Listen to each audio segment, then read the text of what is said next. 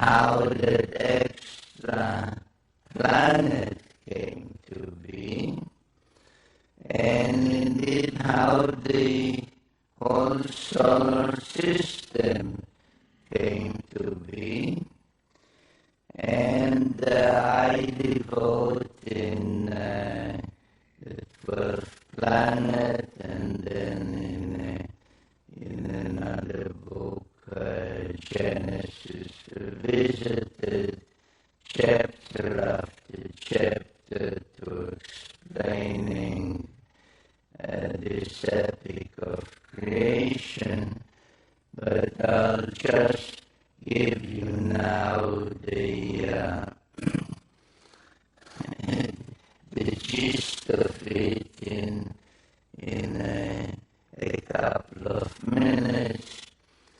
And they say that once the solar system began to coalesce the way our modern scientists say, around our sun, and the various planets began to form, an invader, another planet, thrust out of some other solar system, passed near ours, but as it passed near our solar system, it began to be pulled in by the gravitational pull of all those other planets, and changed course. Now you'll notice an interesting thing, that while all the other planets rotate in one direction, which is counterclockwise, as we say, this one orbits in the opposite direction, which, being unusual, is called retrograde. But as it was drawn in the opposite direction, inevitably it collided with one of the olden planets in our solar system, which in the Enuma Elish text is called Tiamat. And this planet, the invader, which later was named NIBIRU,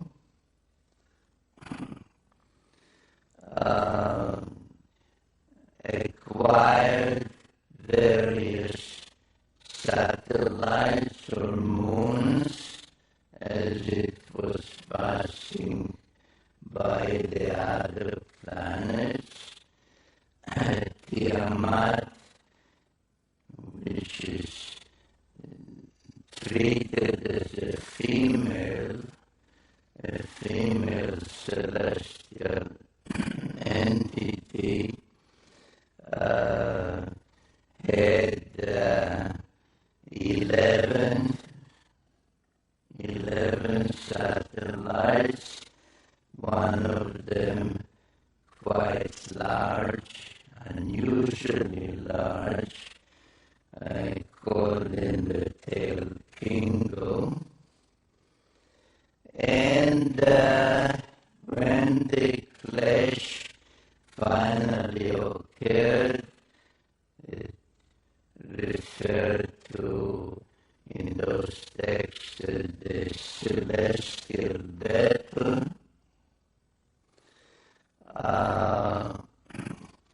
Tiamat was hit twice actually. This is just one of the drawings from my books. Was hit by some of the moons, the satellites of the invader, and was broken up. Half of it became bits and pieces, the asteroid belt,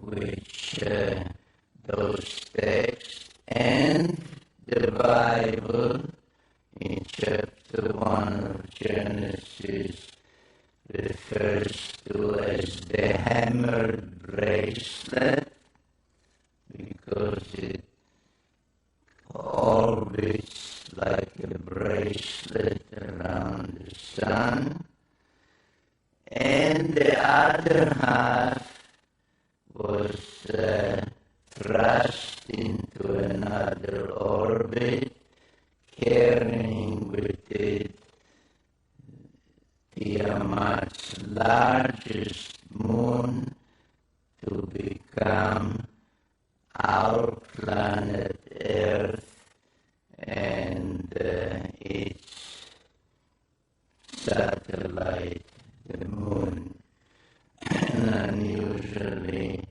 large one as things go in our solar system. Now, without spending time this evening on the subject, but it's in my various other books. For example, you know what modern science says about our planet Earth, that all the continents used to be on one side, on the other side was just a huge cavity that was filled with water, and it's still called the Pacific Ocean. If you read about the origin of the moon, etc., it all corroborates, it all agrees with this Sumerian cosmogony. And now, what happened to the invader? According to the Enuma Elish, the epic of creation, the invader itself became a member of the solar system, a 12th member, because they counted the sun, the earth, its moon, and not 9 but 10 planets. So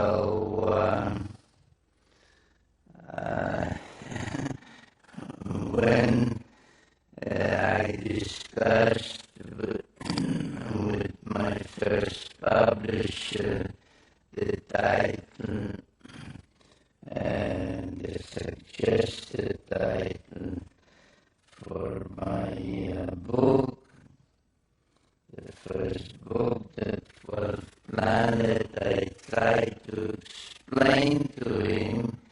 that this is really the 10th planet, which is the 12th member of the solar system. And he said, Sitchin will call it the 12th planet. So it is known as the 12th planet, though it is in reality the 10th planet, and all the Sumerian tales do include the planet we call Pluto as part of the tale. So I wrote on my website a piece when the astronomers meeting in Europe decided to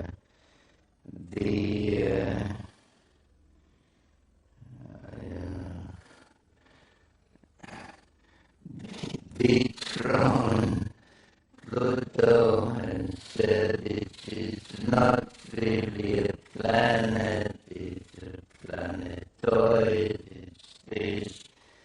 I wrote a piece on my website and said let Pluto stay the way the Sumerians had it. So this is the planet that remains in orbit and has been renamed NIBIRU.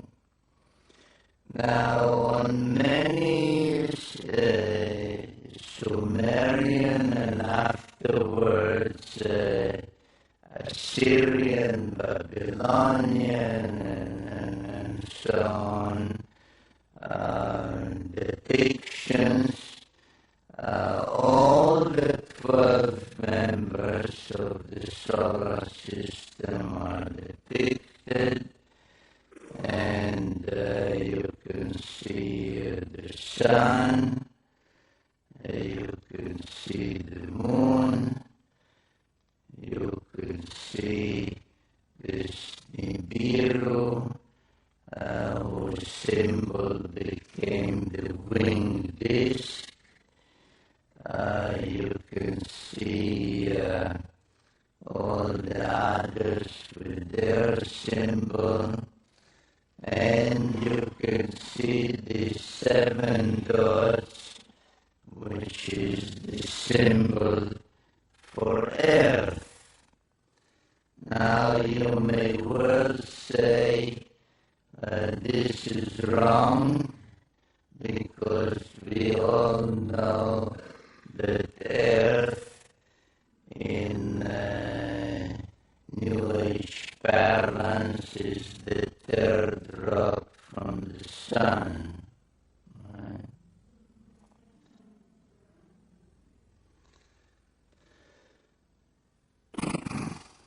So there's Mercury, Venus, and Earth. And that is true.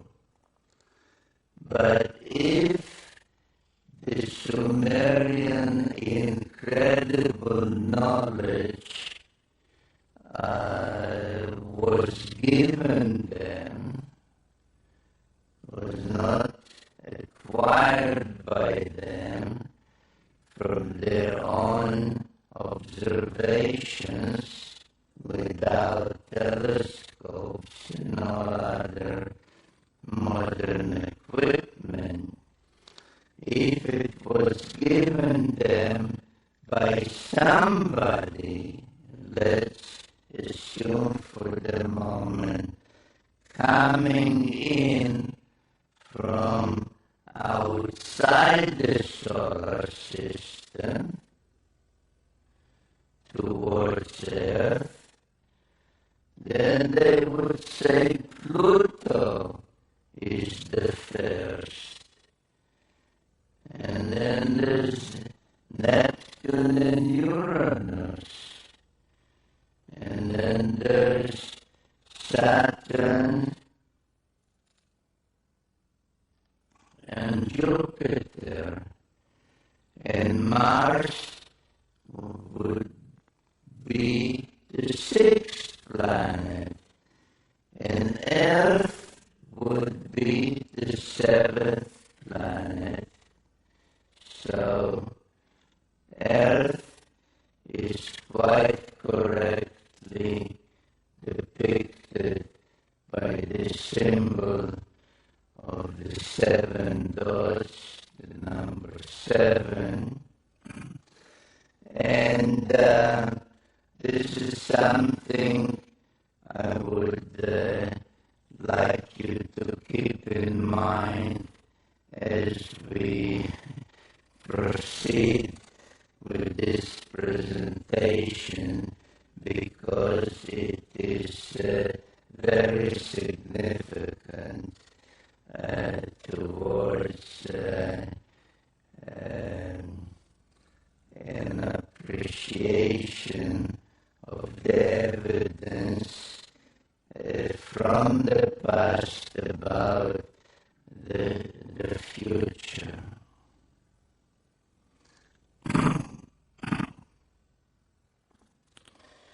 Now,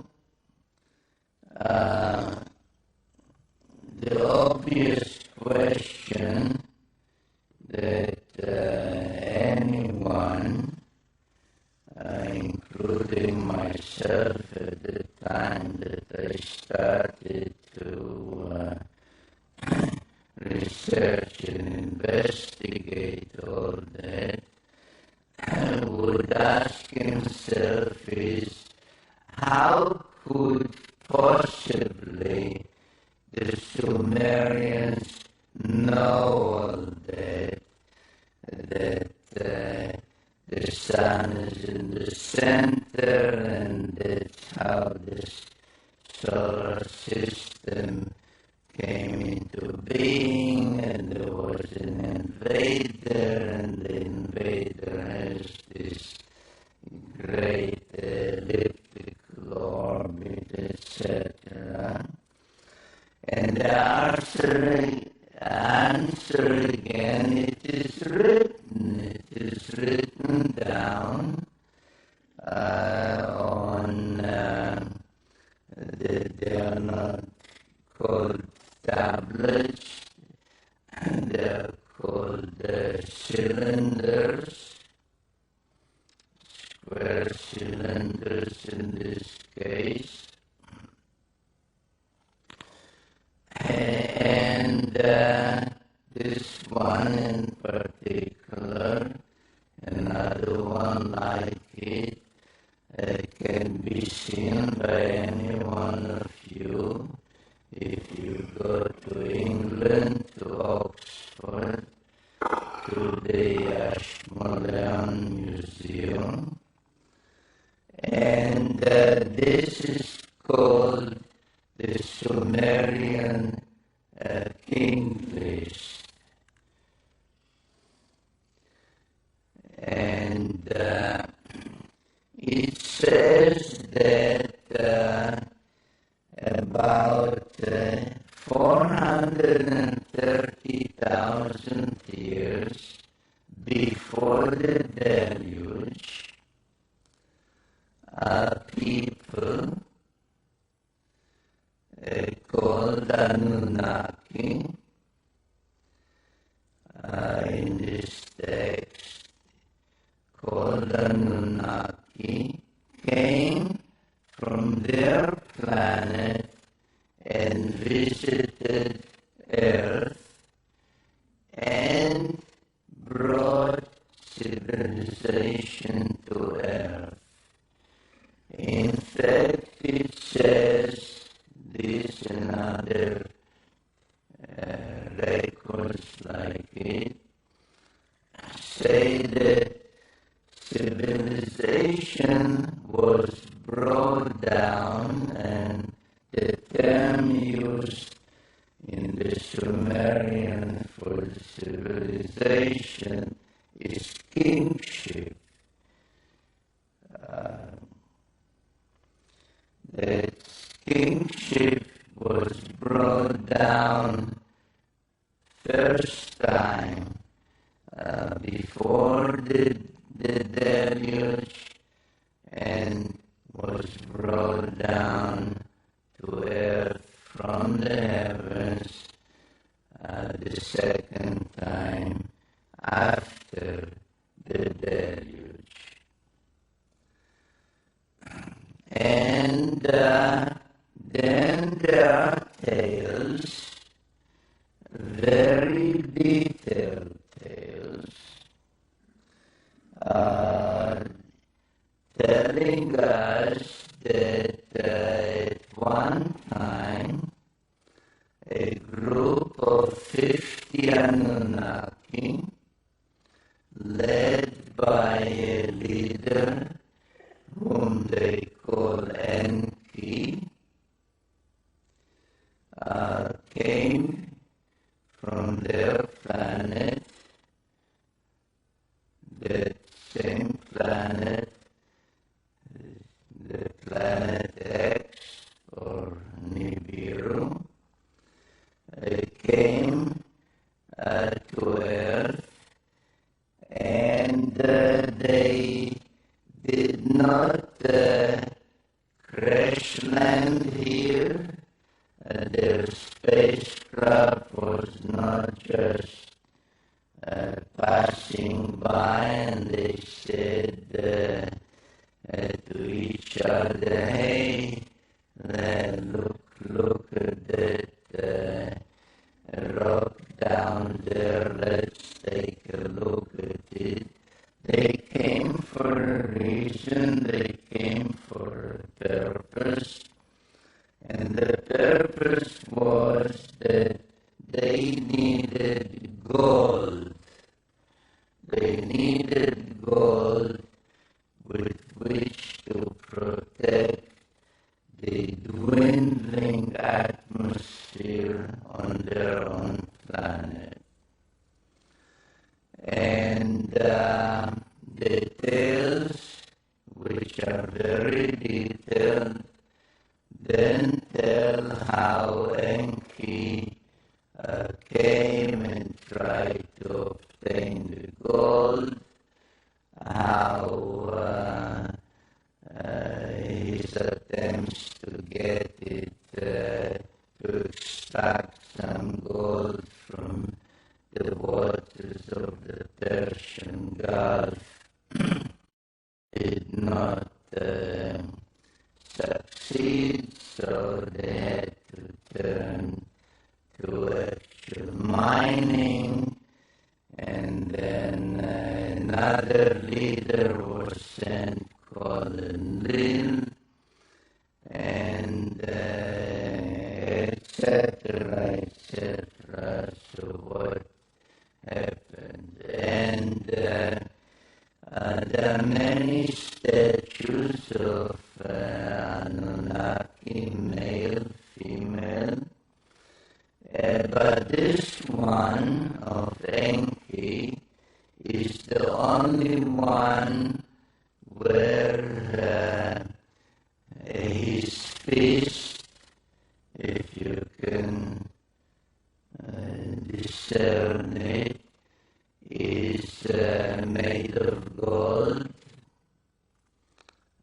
which I believe indicates the purpose for which he came.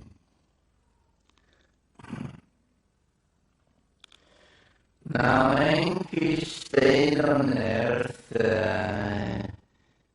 quite a long time, and at some point felt that he ought to tell his story of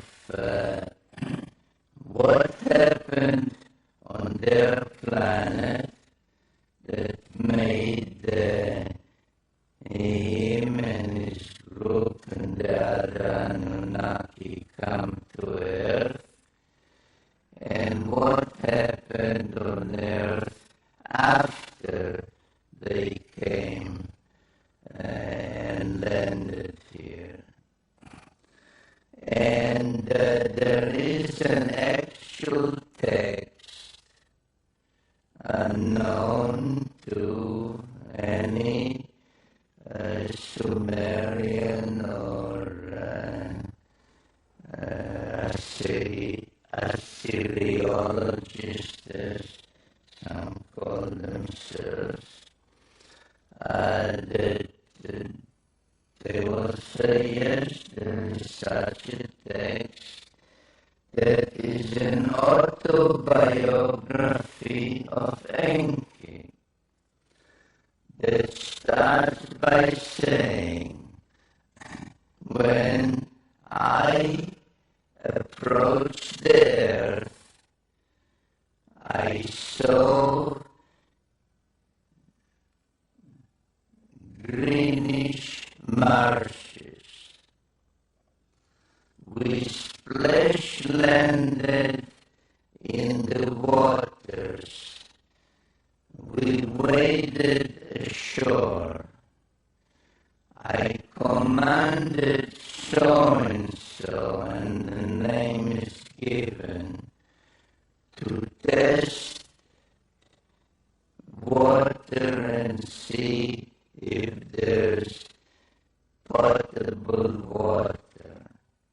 I commanded so-and-so to build us some kind of shelter.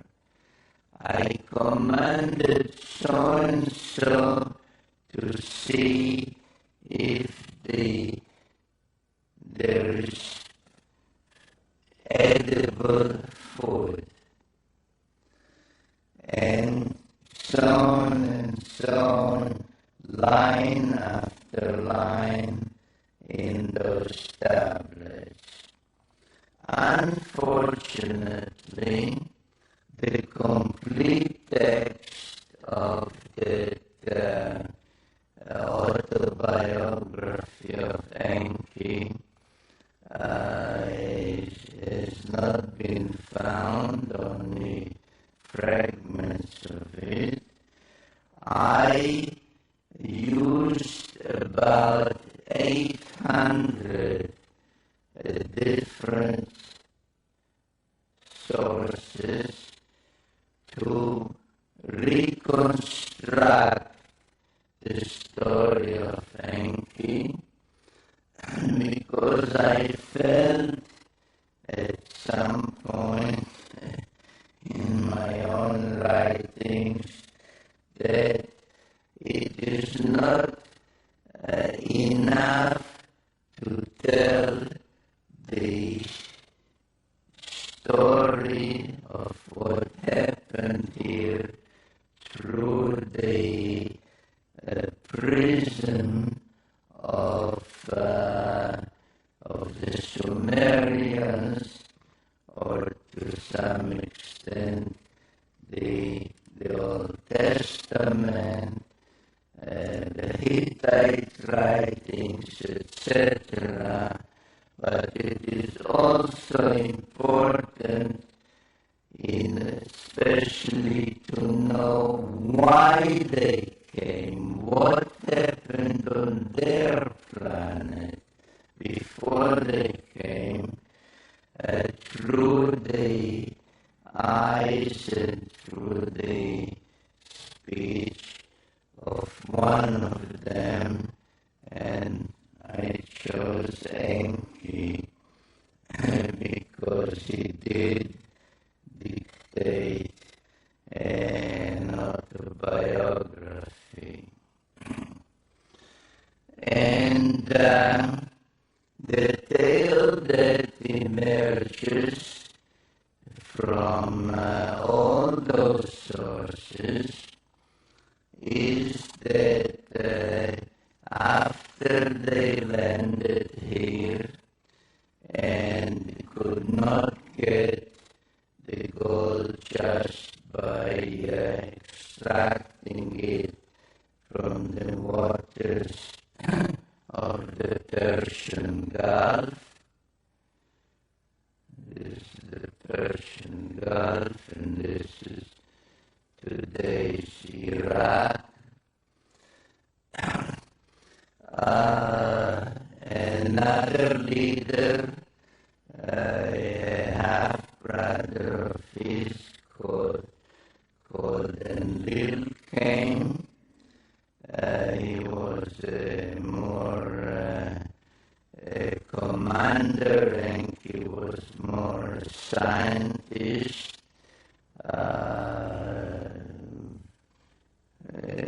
Another member of their family, they were all children of the ruler of NIBIRU, called Anu. Another member, a female, who was a medical doctor, came and assisted also.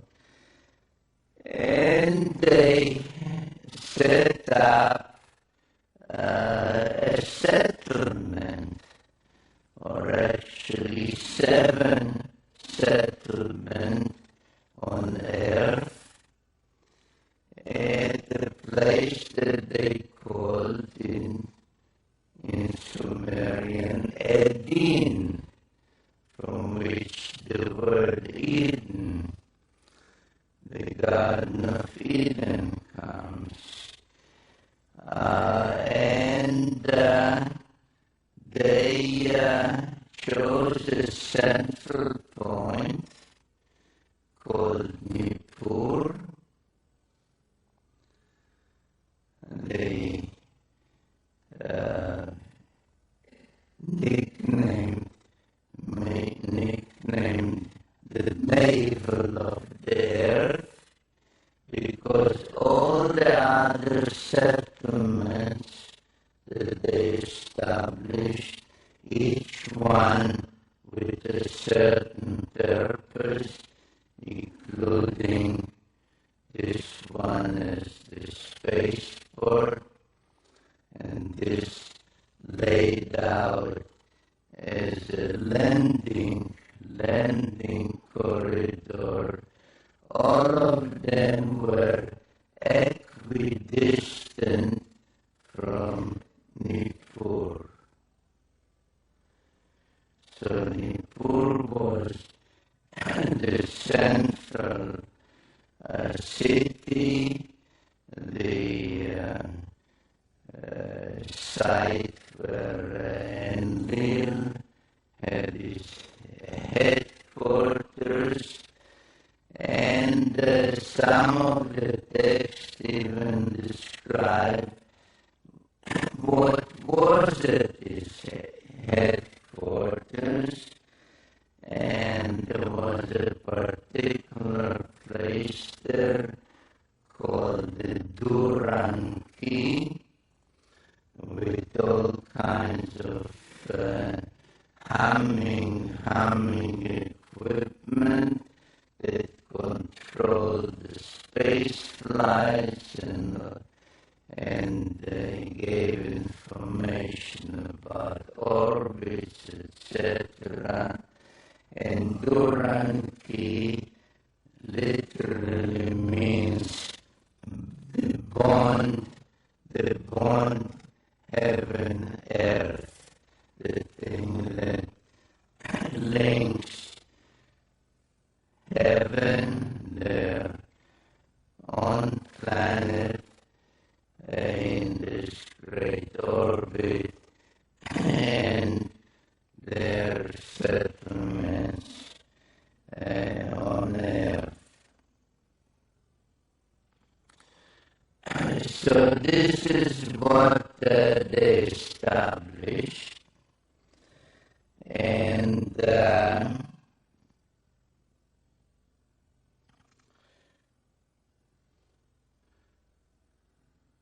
as I said, at some point they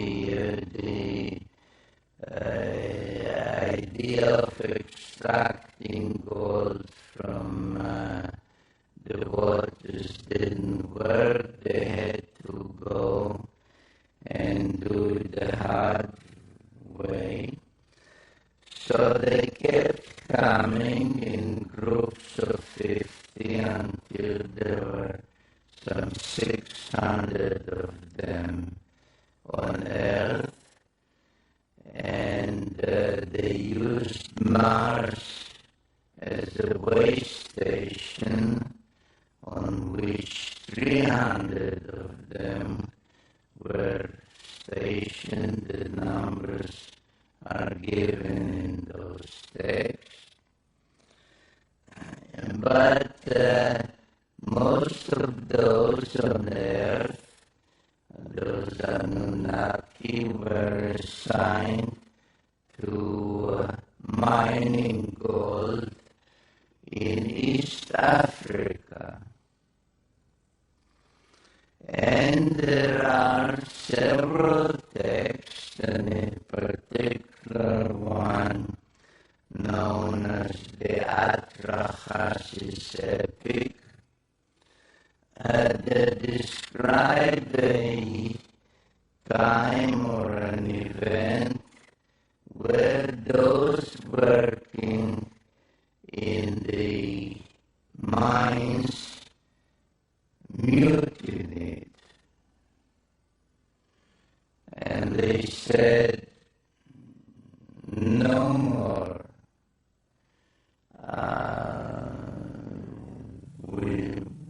This is not the kind of work that we can do.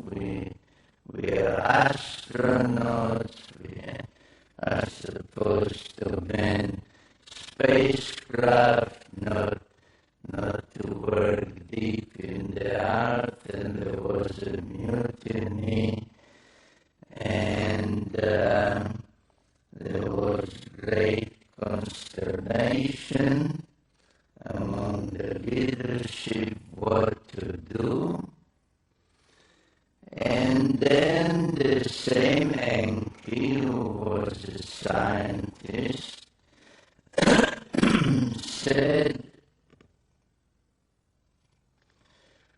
we don't have to abandon our efforts to obtain the gold on which our own survival on our planet depends, because we have to protect our dwindling atmosphere with a shield of gold particles. Because there exists on Earth, already exists on Earth, a being which is in many ways similar to us. And all we have to do, and those are quotes from his words in his autobiography, all we have to do is put our mark on it, our genetic mark, and thereby raise that being more to our level so that it could follow our commands, understand our language, and do the work for us. And there are quite a number of texts called creation texts that describe how Enki, with the help of their half-sister, who was the medical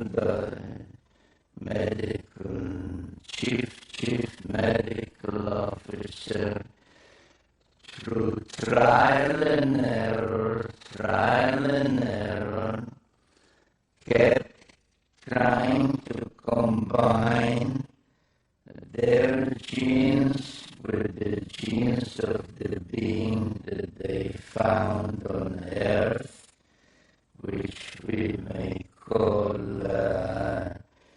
Homo erectus, if we wish, and finally succeeded in bringing about what was called in those texts the perfect model. And it so happens that there is a cylinder